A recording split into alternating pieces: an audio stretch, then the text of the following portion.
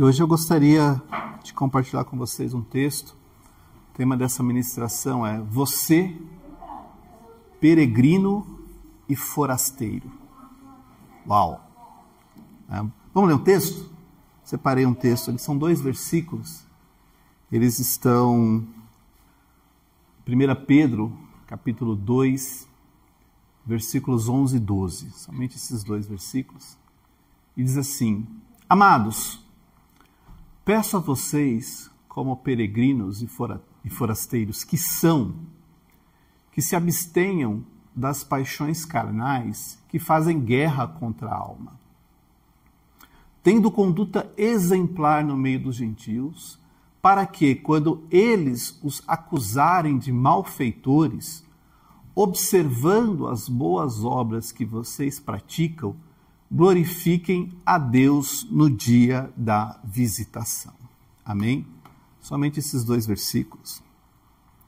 A carta de 1 Pedro, ela tem algumas coisas que são muito interessantes, né? A primeira coisa é que não é uma carta que foi escrita especificamente para uma igreja, como Romanos, né, Filipenses, Gálatas, onde o apóstolo Paulo, no caso, escreveu para aquela igreja para tratar de assuntos, para tratar de situações que precisavam ser discutidas ali naquela igreja.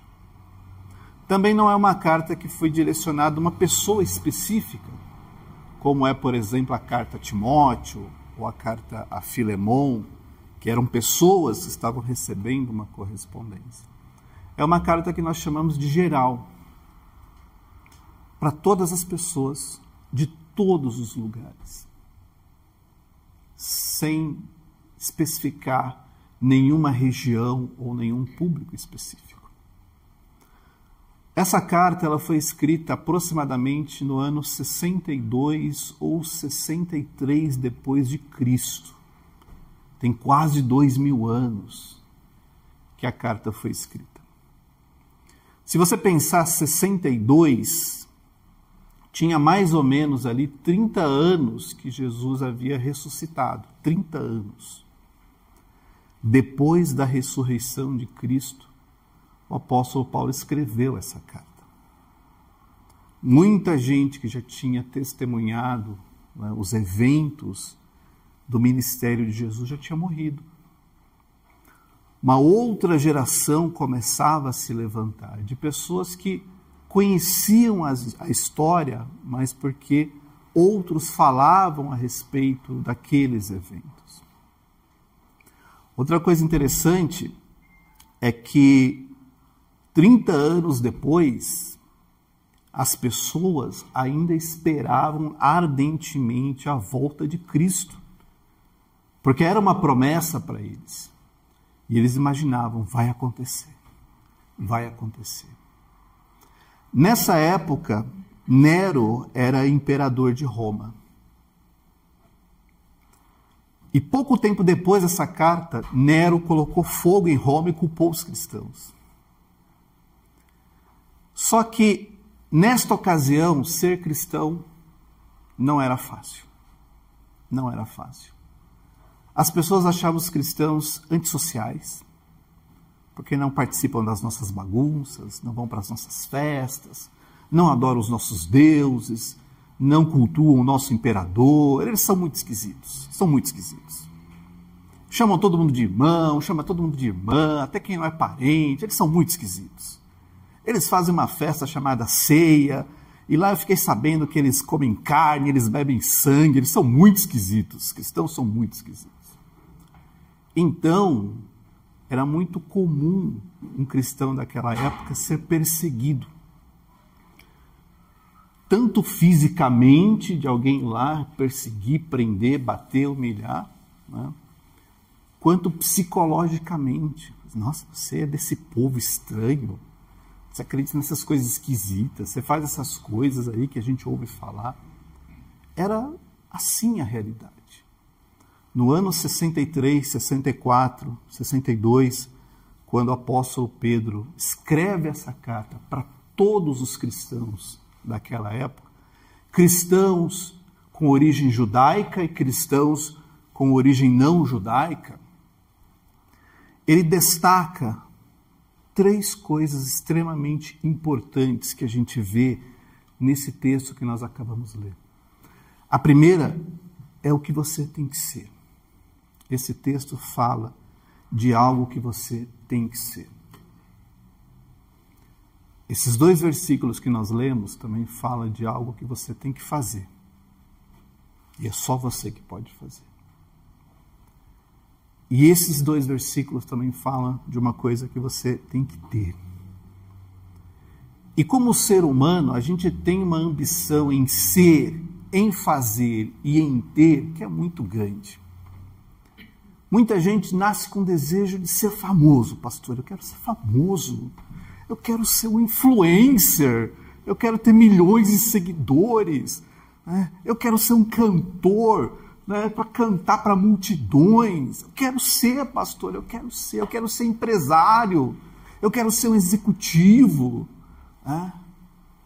Porque as pessoas têm uma ansiedade em ser alguma coisa. Eu quero fazer, eu quero viajar, eu quero conhecer o mundo, eu quero ter um monte de coisas, eu quero ter casas, eu quero ter carro, eu quero ter todo tipo de experiência. O ser humano nasce com uma ansiedade de ser, de fazer e de ter. E tem muita gente que sofre com isso. Sofre por não ser aquilo que quer, que gostaria de ser. Sofre por não fazer aquilo que gostaria de fazer. Sofre por não ter as coisas que sempre desejou ter. Eu queria ter uma casa e eu moro de aluguel e eu sou a pessoa mais infeliz da face da terra porque não tenho uma casa. As pessoas sofrem pelo ser, pelo fazer e pelo ter. Só que esse versículo, esses 2 versículos, nos ensinam que você é um peregrino e um forasteiro. Amados, peço a vocês, como peregrinos e forasteiros que são. Vocês são. E você pensa, uau, mas como que pode ser isso, né? Você já chegou num lugar onde você não conhece ninguém e todo mundo te olha assim, como o cara que é de fora, o cara que está chegando. Lembra, pastor, primeiro dia no emprego, de onde que vem esse moço? Será que ele é legal? Será que ele é chato? Será que ele é... E todo mundo te olha. E você se sente observado. Porque você não é dali. Você está chegando. E você não sabe quanto tempo vai ficar. Se vai ser um mês, um dia, um ano, uma vida. Mas as pessoas te olham. Quando Deus apareceu para Abraão, falou assim, Abraão, sai da tua terra e vai para uma terra que eu vou te mostrar. Abraão vestiu a camisa de peregrino e de forasteiro e foi. E ele chegou em Canaã, uma terra que não era dele, uma língua que não era dele, uma cultura que não era dele. Mas Deus tinha levado ele para lá. E lá ele não tinha nada, ele não tinha uma terra. Comprei esse pedaço de chão, agora é meu. Ele levava o gado dele para cima, levava o gado dele para baixo. Quando estava ruim, ele ia para o Egito. Depois falava com Abimeleque, ele ficava andando por aquele lugar. Ele não tinha um lugar. O único lugar que Abraão teve foi a sepultura da esposa dele. Que ele chegou para os homens e falou, eu preciso enterrar minha esposa aqui. Enterra onde você quiser. Não pode ser onde quiser, tem que ser um lugar. Não, mas escolhe um. Não, eu vou comprar um lugar para enterrar minha esposa. Foi o único lugar que ele comprou. Ele falou, esse aqui é meu, é da minha esposa, sepultei ela ali. O resto ele era peregrino. Peregrino. E peregrino não tem raiz. Peregrino não se apega. Porque não sabe quanto tempo aquilo vai durar. Pode ter hoje, mas pode ser que amanhã não tenha. Quando você vê Jó perdendo a saúde, perdendo os filhos, perdendo o bem, ele fala, Deus deu, Deus tirou, bendito seja o Senhor por isso. Ser um peregrino é você olhar a sua vida e falar assim, tudo que eu tenho vem do Senhor. E se amanhã Ele tirar, amém, porque já era dele. Ele só deixou comigo por um tempo. Então não é nada meu, tudo vem do Senhor. E se eu ficar um mês, amém, eu vou amar, vou cuidar, vou tratar. Mas se amanhã não tiver mais, eu vou continuar glorificando ao Senhor, porque eu sou um peregrino aqui. A pior coisa que tem, sabe, é quando você se apega com as coisas e fala, isso aqui é meu. Sabe o que acontece quando você pega uma coisa e fala que é seu? Você tira de você mesmo a oportunidade de experimentar o novo do Senhor para ficar apegado com aquilo. Todas as vezes que eu tive coisas que eu falei que são minhas, porque isso aqui é meu, chegou uma hora que aquilo não tinha mais prazer. Mas eu tinha me aprisionado àquilo e agora eu tinha que continuar com aquilo. A partir do momento que eu entendi, peraí, isso aqui é transitório na minha vida. Hoje eu posso ter, amanhã eu posso não ter, mas isso não vai mudar quem eu sou. Sou servo de Deus, você é serva de Deus, você é mulher de Deus, homem de Deus, esta é a tua identidade. Então, se as coisas vêm, se as coisas vão, não tem problema, desde que a tua vida esteja nas mãos do Senhor, pode passar o que passar, isso não vai mudar quem você é servo de Deus, então não se apegue com as coisas dessa vida, porque Jesus falou para você o seguinte, falou para mim o seguinte, não acumule tesouros, onde a traça e a ferrugem vão gastar. Acumule tesouros no céu, porque aqui nós estamos de passagem, mas o lugar que o Senhor disse que vai preparar para nós, não é um país neste mundo, não é uma terra nesse mundo, é na casa do Pai. Lá você não é mais estrangeiro, lá você não é mais peregrino. Aqui as coisas podem vir e podem voltar e podem ir embora e nunca mais voltar. Mas lá tem uma eternidade para você e isso é o que mais importa. Aqui eu estou passando, mas lá eu vou viver para sempre. É diferente. Se eu olhar para a minha vida e falar assim, eu queria ser isso, eu queria ser aquilo, eu vou dizer uma coisa para você, seja aquilo que Deus quer que você seja. E está tudo certo. Eu queria ser empresário. Se Deus não quer que eu seja empresário, eu vou continuar trabalhando, porque eu preciso trabalhar. Mas eu vou estar feliz com isso, porque eu quero ser quem Deus quer que eu seja. E não aquilo que eu acho que eu tenho que ser, porque eu tenho uma ambição, porque eu tenho um desejo. Se não está coincidindo com um plano de Deus, infelizmente, não vai acontecer. E se acontecer, não vai ser bom.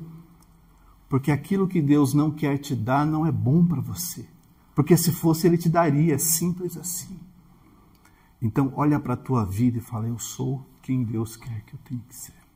E acabou. Não é com muito, não é com pouco, não é fazendo, não é deixando de fazer. É a tua identidade. Não se prenda com essas coisas do mundo, que vão impedir você de viver e de sentir a maior alegria que é ser um servo de Deus. Porque quem não consegue sentir, fica frustrado por não ser famoso, por não ter dinheiro, por não ter... Você não precisa disso. Passa pela vida sabendo, hoje tem, amanhã não tem, mas se não tiver, eu continuo glorificando a Deus, porque eu sou filho dele. Você é filho dele, você é filha dele. Isso é o que mais importa. Se você olhar a vida de José, por exemplo,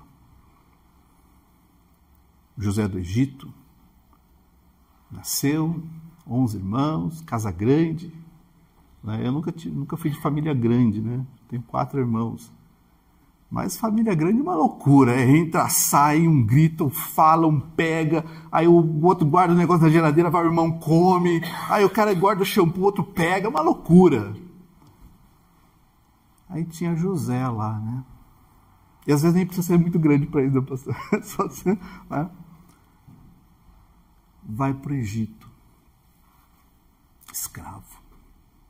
Escravo. Escravo no Egito não era CLT não, irmão. Era não. Escravo no Egito não sabia se ia terminar o dia vivo. Acredite. Escravo no Egito não sabia se terminava o dia vivo. Porque o Senhor podia, sim, pegar ranço dele e falar assim, mata esse cara e vai lá na praça e traz outro. Não quero mais esse cara aqui. Era assim, era escravo. Escravo. E aí Deus levanta José como governador do Egito. Aí os irmãos de José se prostram diante dele para dizer, estamos aqui porque estamos necessitados de comida. Em casa está todo mundo morrendo de fome. Se José fosse aquele cara vingativo, maligno, do mal, fala assim, agora eles vão comer o pão que eu comi. Mas ele não era assim. Ele não era assim. Ele falou, não, traz o pai para cá, traz a família para cá. Porque foi para esta circunstância que Deus me levou para o Egito, para cuidar de vocês. Olha o tipo de homem que ele era. Isso é ser um peregrino e um forasteiro. Não quer saber de vingança, não quer saber de discórdia, quer saber de viver o plano que Deus estabeleceu. E ele fala exatamente isso. Foi para esta circunstância que Deus me enviou para o Egito. Ele não falou assim, é por culpa de vocês que eu estou nessa situação. Ainda bem que eu dei certo aqui, porque eu podia ter morrido. Ele falou, não, eu estou nessa terra, peregrinando aqui, porque Deus me trouxe para cá. Então, cada estágio da tua vida, Deus tem um propósito. E esse estágio, ele não dura para sempre. Porque Deus tem uma história. E aí o que acontece? Quando eu falo, não, mas isso aqui é meu, sabe o que eu estou fazendo? Impedindo Deus de virar a página e continuar essa história. Estou parado aqui. Então, em nome de Jesus, seja o homem, a mulher que Deus quer que você seja. Seja mais paciente. Seja mais paciente, seja mais amoroso, seja mais convicto, seja mais fiel, seja mais feliz, seja a pessoa que Deus quer que você seja. Em segundo lugar, esse texto fala para nós o que nós temos que fazer. Se abstenham das paixões carnais que fazem guerra contra a alma.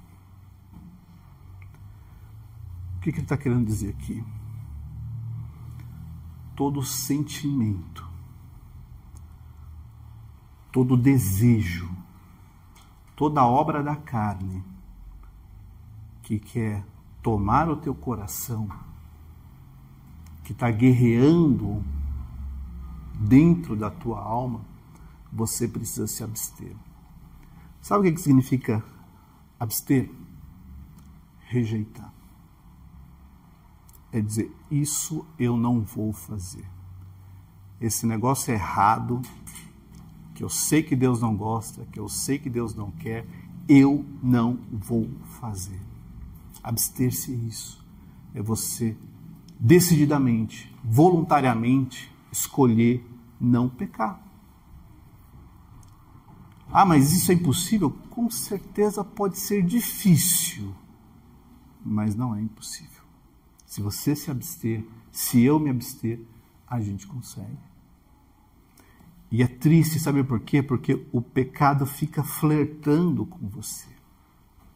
Aquele ódio que você fica alimentando de graça, aquela antipatia que eu fico alimentando de graça, aquele ranço que eu não sei de onde que vem, só para eu desejar o mal para o outro, aquela mentira que eu fico contando e sustentando o tempo todo, aquela inveja, aquele pecado que está lá, está na hora de tirar, porque não é para fazer. O que você tem que fazer é dizer não para essas coisas. Senhor, eu não quero mais isso na minha vida. Eu não quero mais viver assim, eu não quero mais fazer essas coisas, eu não quero mais fazer essas bobagens todas, porque isso é guerra contra a alma.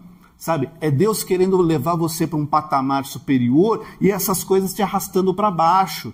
É Deus querendo fazer você de cabeça e essas coisas fazendo você de cauda. Então está na hora de se abster disso. Aquelas pessoas da época do apóstolo Pedro eram pessoas exatamente como nós, que tinham suas fraquezas, que tinham suas limitações, que tinham um histórico de pecados anteriores ao momento que elas entregaram a vida para Jesus. Mas aquilo tinha que acabar. Eu não posso mais viver com Cristo sendo o velho homem. Eu não posso viver com Cristo fazendo as coisas do meu passado, porque a palavra do Senhor diz que quem está em Cristo é nova criatura. As coisas velhas passaram e tudo, não é só algumas coisas, tudo se fez novo. Então, eu tenho que parar de fazer as coisas erradas da minha vida. Porque isso é coisa que eu preciso fazer. Eu tenho que trabalhar, todo mundo tem que trabalhar, todo mundo tem que estudar, todo mundo tem que perseguir seus planos, seus objetivos de vida. Isso são coisas que você tem que fazer, com certeza. Mas as coisas espirituais que te levam, aliás, que te afastam de Deus, isso eu tenho que parar de fazer. E você sabe quais são. Sabe o que você sabe? Porque o Espírito Santo fica te falando. Está certo, está correto. Não deveria ter falado assim, não deveria ter feito desse jeito, não deveria ter brigado, não deveria ter humilhado, não deveria ter xingado. O Espírito Santo está assim, ó, dizendo para você o que você tem que fazer. Então faz aquilo que Deus quer que você faça. Deus quer que você perdoe. O que a gente faz? A gente fica dando desculpas para não perdoar. Porque o que aconteceu foi muito sério, foi muito grave, e eu não aguento. Para com isso. Libere esse perdão e vai ser feliz. Libera perdão e viva o que Deus quer que você viva, mas não fica preso a isso. Tá? Às vezes a gente fica fazendo coisas que viram bolas de ferro no nosso pé que nos impedem de caminhar. Quebra isso da tua vida e vai fazer aquilo que Deus quer que você faça. Vai ser feliz. Vai viver a vida que Deus quer que você viva, mas não faça nada que luta contra a tua alma. Pega todos os desejos, todos os sentimentos, tudo aquilo que você sabe, que você não quer que ninguém saiba. Sabe aquelas coisas que falam, se minha mãe souber disso, ela vai ficar muito decepcionada comigo. Então, esse é o tipo de coisa que a gente não tem que fazer mais. Né? Porque se você fica com medo da sua mãe se decepcionar com você, e Deus, que não precisa esconder que ele já viu, como que fica? Né? E já ficou decepcionado. Então não faça nada que Deus vai se decepcionar com você. Ame quem tem que amar. E Jesus, ele foi radical, né? Ele falou, ame os seus inimigos. Quer coisa mais difícil do que amar gente que não gosta da gente? Tem que amar, né? Mas o amor não é, ai, como você é lindo, vem almoçar em casa, vamos viajar junto. Não. O amor é paciência, é respeito, é desejar o bem. É aquilo que está em 1 Coríntios capítulo 13. Você vai ler lá, você vai entender o que é amor. Amor é isso. E é isso que o Senhor espera de nós. E para finalizar, tendo conduta exemplar no meio dos de fora. As pessoas vão sempre criticar você. Vão sempre criticar. E eu acho que se a gente estiver preparado para receber crítica ao invés de elogio, a gente vai lidar muito melhor com a vida, eu entendo, sabe? Porque todo mundo quer ser, né, elogiado. Ai, como você é lindo, como você é maravilhoso, como você é inteligente. Agora, se a pessoa fizer uma crítica, está me perseguindo. O diabo está usando essa vida para me perseguir. Não é possível. É o Satanás na vida dessa pessoa, só fala mal de mim. Só quer me ver por baixo, não consegue ver nada de bom na minha vida. Para com isso. Só tenha uma conduta exemplar. Sabe por quê? Porque você está escrevendo uma história com Deus. E é Ele quem justifica você. A pessoa pode apontar o dedo contra você, jogar tantas pedras quanto forem possíveis. Mas a palavra do Senhor diz que é Deus quem te justifica. Não tem condenação para aqueles que estão em Cristo Jesus, que não andam mais segundo as coisas da carne, mas andam segundo as coisas do Espírito. Para esses não tem mais condenação. Então sabe o que é melhor? Faz a tua parte.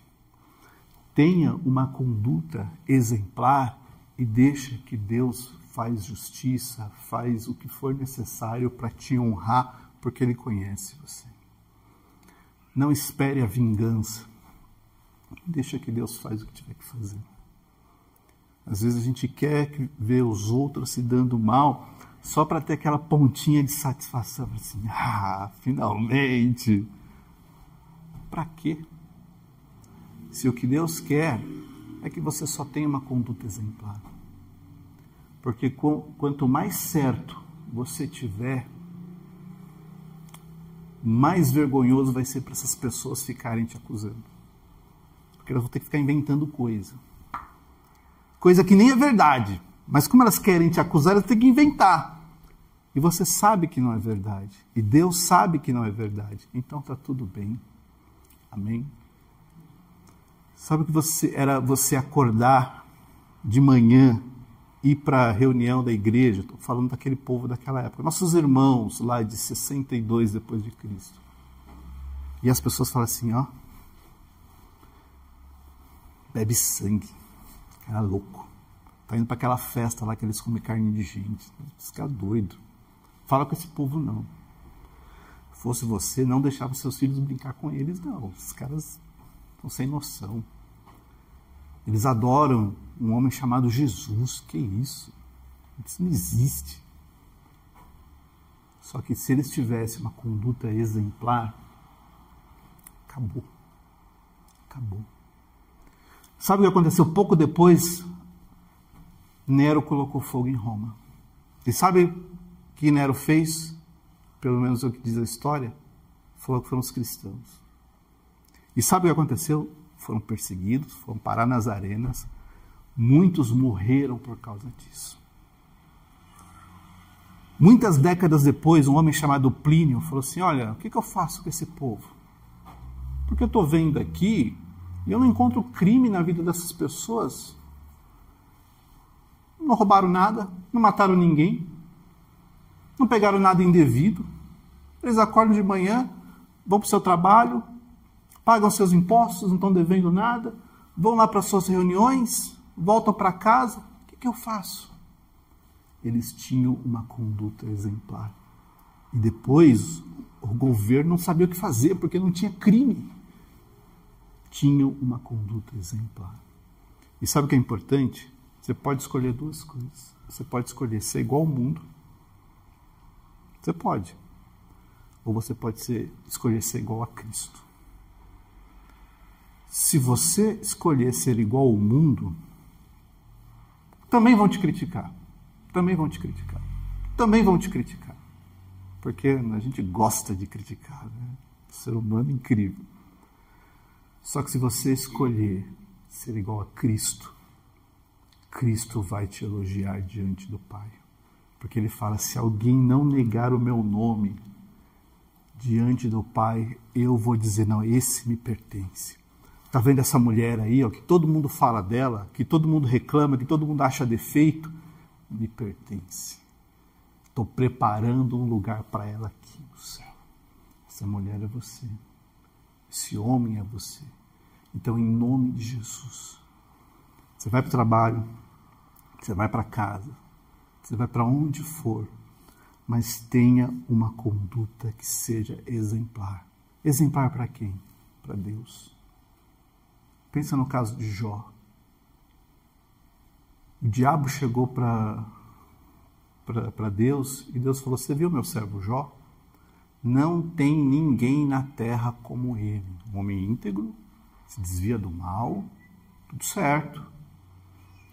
Agora já pensou Deus trocar o nome de Jó pelo teu e falar, não tem ninguém igual a ele, não tem ninguém igual a ela.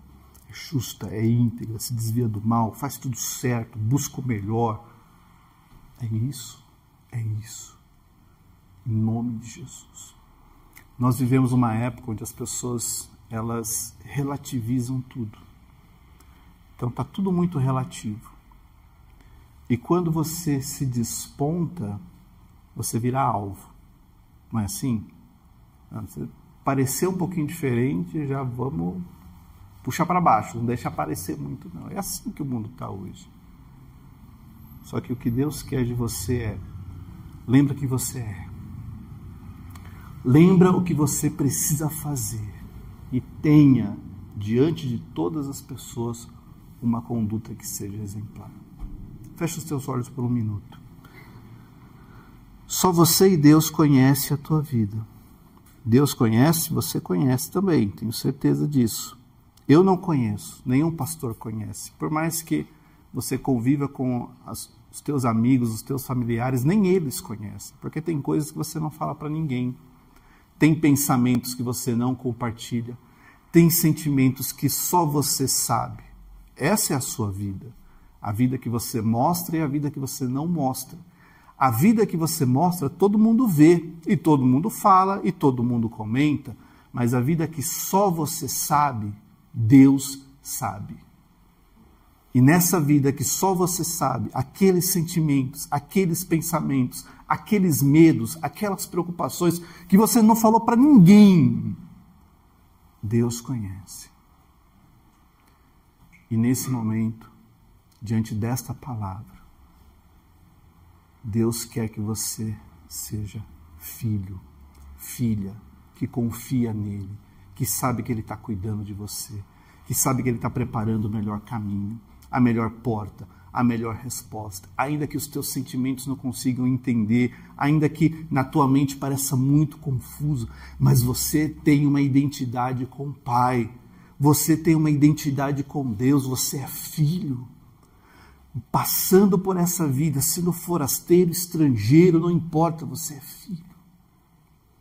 Então, em nome de Jesus, tira da tua mente, do teu coração, todo sentimento, toda paixão, todo desejo que não convém.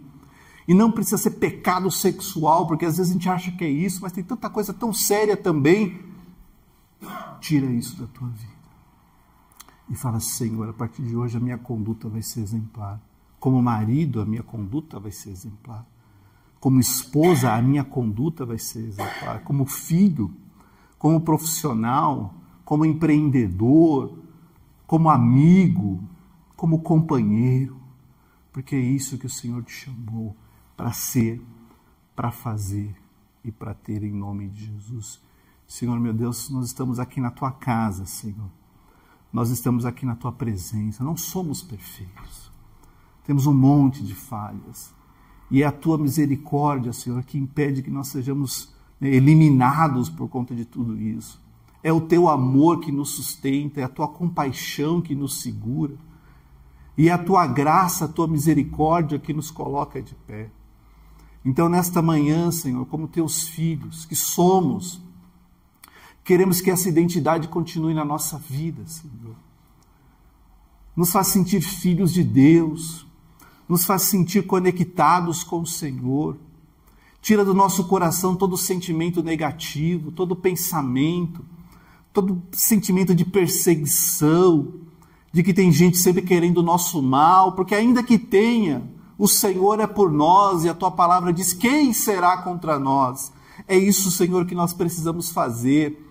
Precisamos tirar do nosso coração tudo aquilo que não te agrada. O Senhor sabe das nossas fraquezas, mas nós te pedimos, nos ajuda para tirar as nossas deformações que fazem guerra contra a nossa alma, Senhor, e colocar em nós o fruto do teu Espírito Santo, amor, alegria, paz, longanimidade, bondade, fidelidade, domínio próprio, porque contra essas coisas sabemos que não tem nada que condene, Senhor. E nos dá uma conduta que seja exemplar para a honra e glória do teu santo nome. Não importa se vai ter elogios, se vão continuar falando mal, perseguindo, mas diante do Senhor nós temos um memorial. E por conta deste memorial, que a tua mão esteja sempre estendida em favor das nossas vidas, das nossas famílias, dos nossos filhos, da nossa herança, para a honra e glória do teu santo nome, eu te peço, meu Deus, em nome de Jesus. Amém e amém. Que Deus te abençoe.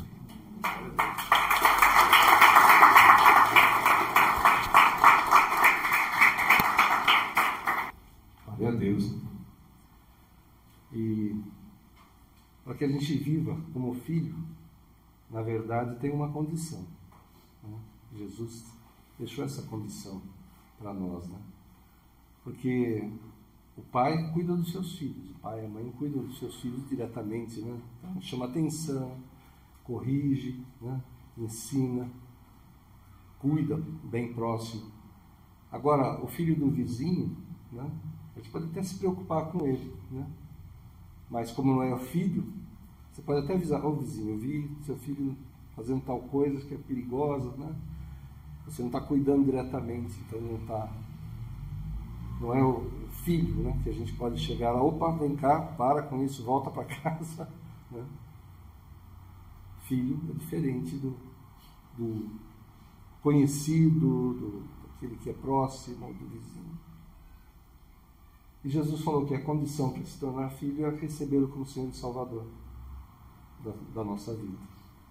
Amém? Essa é a condição. Para que nós tenhamos Deus por Pai, né? Não por alguém que nos conhece, mas que não pode intervir na nossa vida porque nós não somos filhos. Se você deseja estar nessa condição de filho de Deus, precisa receber a Cristo como Senhor e Salvador da tua vida. E isso é complicado de fazer? Não. Até como o pastor falou, aquele que o declarar diante dos homens, ele vai declarar diante do Pai. Então, feche os teus olhos novamente. Todos nós que já fizemos uma oração convidando a Cristo para ser nosso Senhor e Salvador, para fazer parte da nossa vida, para estar conosco, nós vamos fazer a oração novamente. Se você nunca fez uma oração assim, faça agora. O Senhor Jesus está aqui. Ele quer ouvir a tua voz, o teu convite. A palavra de Deus fala que Ele está à porta e bate.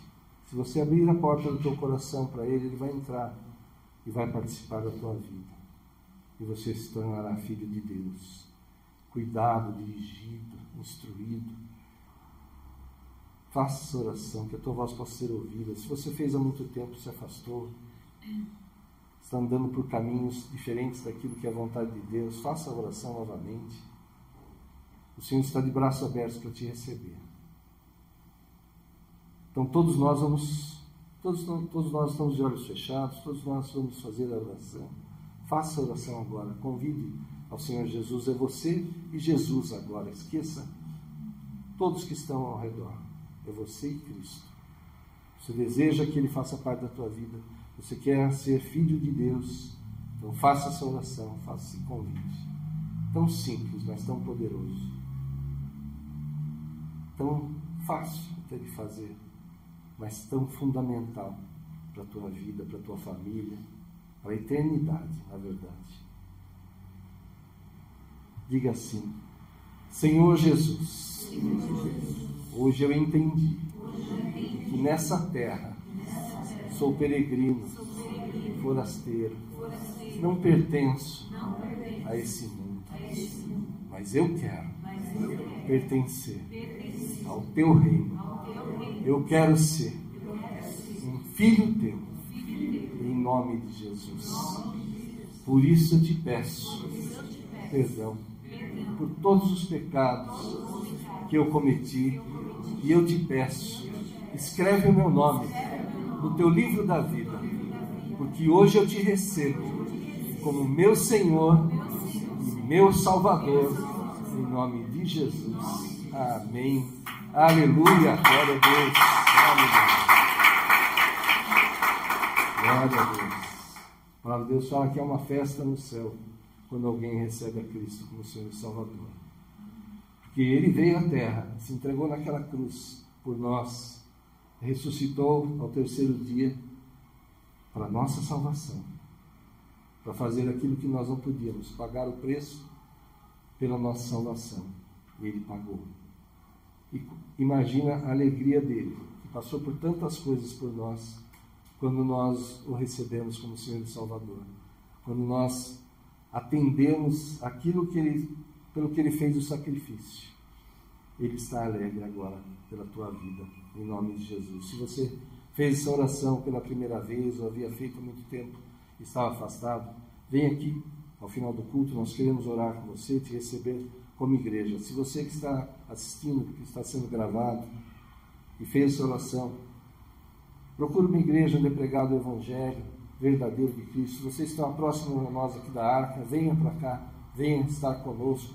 Queremos te receber aqui como igreja, como um irmão, como uma irmã em Cristo, em nome de Jesus. Amém? Aleluia. Feche teus olhos. Obrigado, Senhor, pela tua palavra, por nos lembrar, oh, Senhor, que nós, nessa terra, somos peregrinos, Senhor, forasteiros mesmo, Senhor, porque o melhor está reservado para nós nos céus. Somos cidadãos do teu reino, Senhor. Aleluia. E enquanto estamos nessa terra, sabemos que passaremos por problemas, Senhor, mas o Senhor está conosco. Tu és o Deus provedor. Nós buscamos o teu reino em primeiro lugar, a tua justiça. E sabemos que tudo que é necessário, tudo de que precisamos será acrescentado. Sabemos que o choro pode durar uma noite, mas a alegria vem pela manhã, pelo teu poder, pelo teu agir. Continua operando mesmo na vida de cada um dos teus servos, Senhor. Ajuda-nos, Senhor, a ter uma conduta exemplar, Senhor. Que as pessoas possam olhar para nós e ver um pouco de Ti, Senhor. Um pouco do Teu amor, da Tua sabedoria, oh, Senhor, do Teu agir. Saibamos perdoar como o Senhor nos perdoa, Senhor.